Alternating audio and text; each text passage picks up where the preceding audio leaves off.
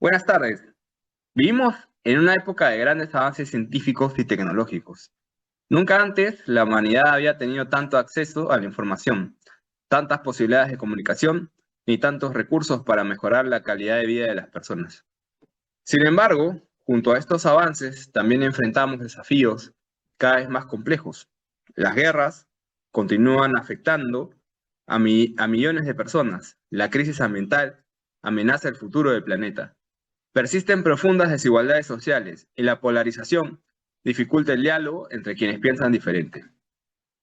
Ante esta realidad, surge una pregunta fundamental. ¿Basta con el progreso económico y tecnológico para construir una sociedad más humana y justa? También podríamos preguntarnos si basta con los conocimientos o basta con el éxito personal. Es precisamente en este contexto donde surge el Pacto Educativo Global, una iniciativa impulsada por el Papa Francisco que busca renovar la educación para responder a los desafíos del siglo XXI. A continuación, analizaremos algunas de las principales características de este pacto educativo, relacionándolas con problemáticas actuales de nuestro país y del mundo. Asimismo, reflexionaremos sobre los desafíos que enfrenta la educación contemporánea y sobre la capacidad que tiene para formar personas comprometidas con la transformación de la realidad. Con esta perspectiva, iniciemos nuestro recorrido por los principales planteamientos del pacto educativo. Ahora voy a comenzar compartiendo. Okay.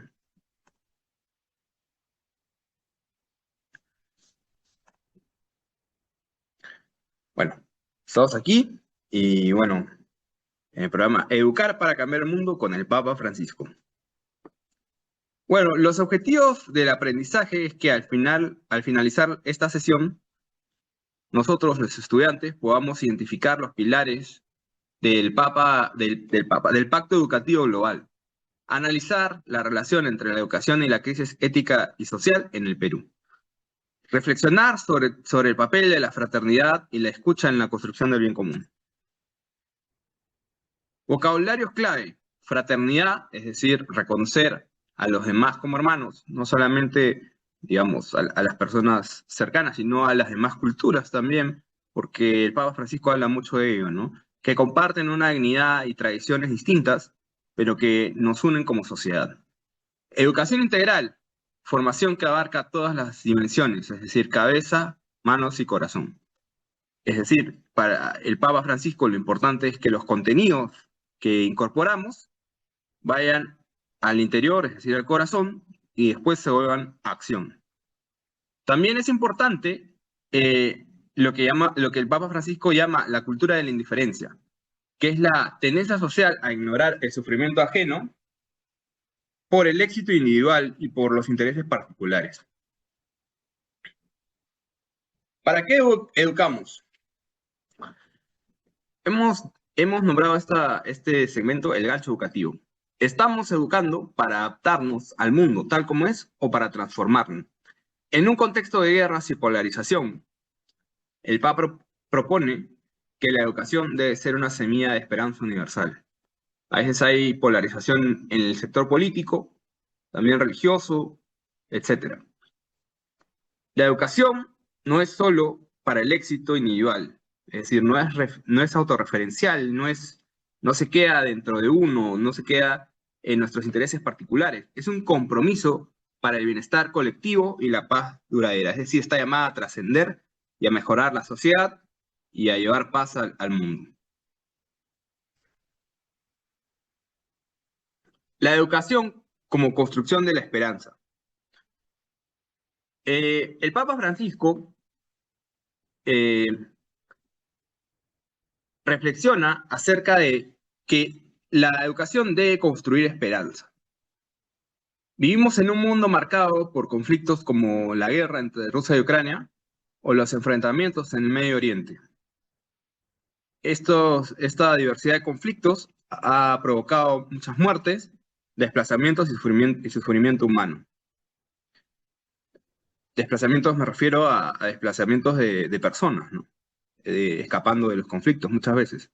La educación debe ayudarnos a comprender que todos pertenecemos a una misma familia que la paz se construye formando personas capaces de pensar en el bien común.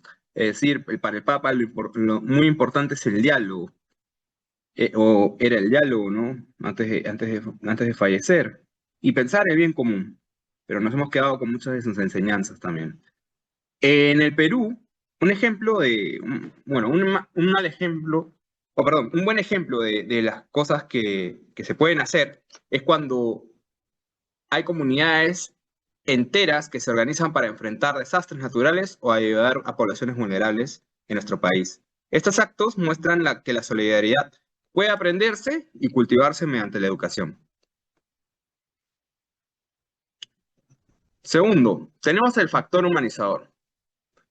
En el Perú, muchas veces vemos casos de corrupción que involucran a profesionales con altos títulos académicos y que demuestra muchas veces que el conocimiento técnico sin ética es insuficiente, es decir, sin algo interior, sin algo profundo. Educar debe ser un acto humanizador que forme buenas personas, es decir, ciudadanos honestos y empáticos.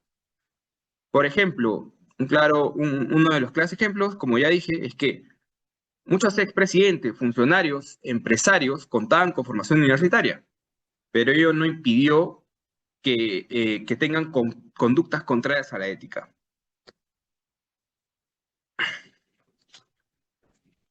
Tercero, la educación integral implica formar todas las dimensiones de la persona. Esto quiere decir que no solamente formamos la cabeza, sino formamos también el corazón, las emociones, y esto tiene que llegar a volverse acción.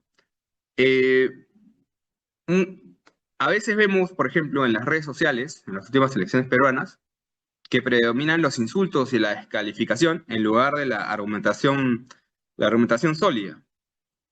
Por ello, la educación debe enseñar no solo a saber, sino también a convivir y a formar buenas personas.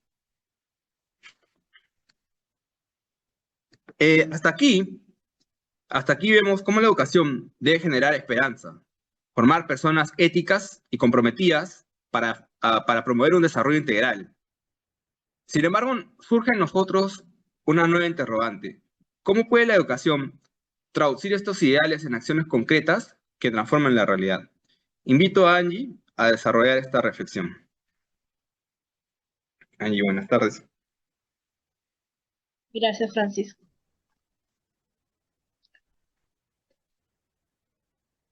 La interioridad y acción.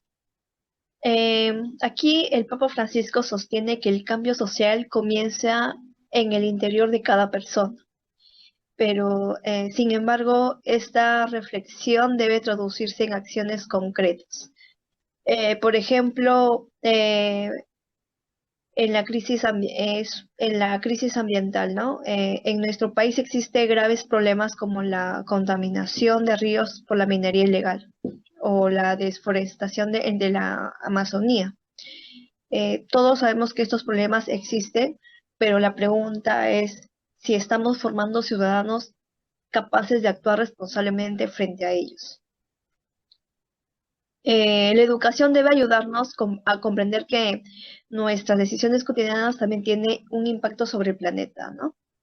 Eh, en la educación en salida, vemos que en otros aspectos importantes la llamada educación en salida, ¿no? Esto significa abandonar la indiferencia y acercarnos a quienes viven situaciones en exclusión. Y en el Perú existen comunidades amazónicas y rurales donde muchos estudiantes deben caminar a largas distancias para llegar a una escuela o carecen de acceso de Internet. Y durante la pandemia esta desigualdad se hizo especialmente tan visible. En una educación comprometida con la realidad no puede ignorar estas situaciones, ¿no? Siguiente, por favor. Bueno, en la fraternidad es especialmente necesaria en una sociedad polarizada. Basta observar cómo las diferencias políticas muchas veces generan enfrentamientos sobre familias amigos o ciudadanos. También lo vemos en redes sociales, en donde con frecuencia predominan los ataques personales antes que el diálogo. La educación debe enseñar que es posible discrepar sin destruir al otro, ¿no? Porque una sociedad democrática no necesita personas que piensen exactamente igual, sino ciudadanos capaces de dialogar y construir acuerdos, ¿no? Bueno, Francisco. Muchas gracias, Angie.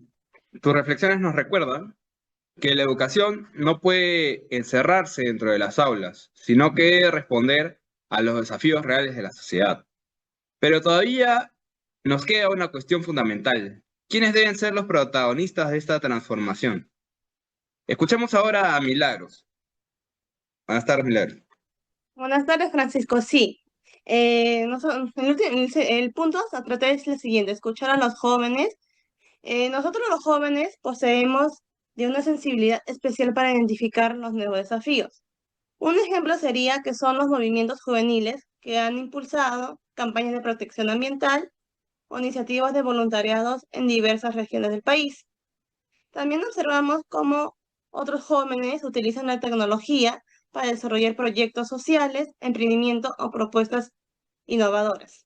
Escucharlos significa reconocer que tienen algo valioso a que aportar al presente y no únicamente al futuro. Siguiente, por favor. La educación puede cambiar el mundo.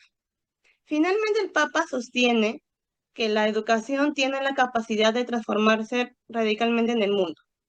Esta afirmación puede parecer idealista, pero la historia demuestra que muchos avances sociales, científicos y democráticos han sido posibles gracias a personas que aprendieron a pensar críticamente y actuar con responsabilidad. En el Perú, muchos jóvenes promoviéndonos de contextos vulnerables han logrado convertirse en profesionales y líderes sociales gracias al acceso de la educación. Esto demuestra que educar sigue siendo una de las herramientas más probables para generar cambios duraderos.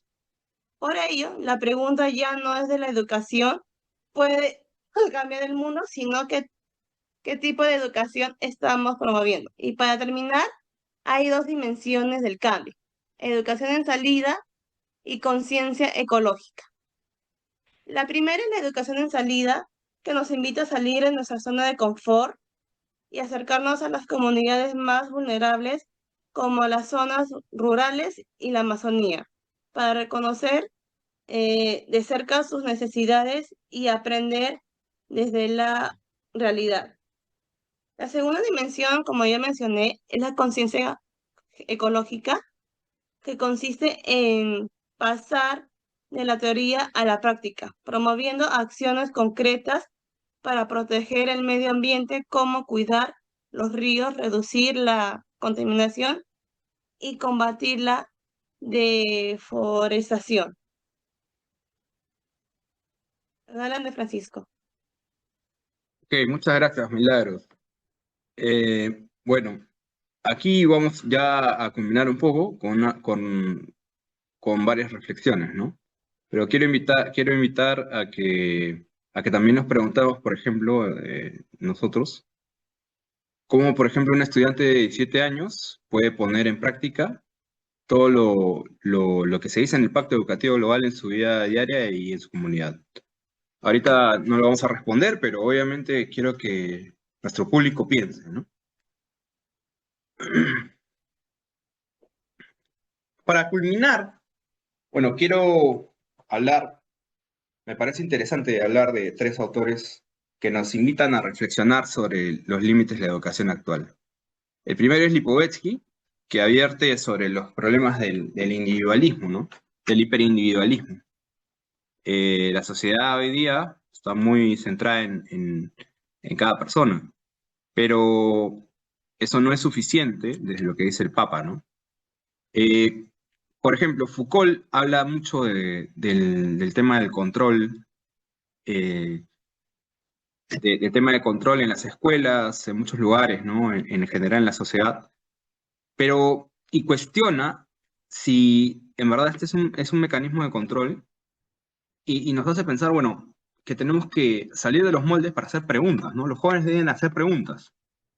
Por ejemplo, Maritain, que es un pensador cristiano, católico, defiende la formación integral ante la formación meramente laboral, ¿no? Que se basa en el éxito, ¿no? Y que va hacia los demás. Que va hacia los demás y hacia el interior de la persona también.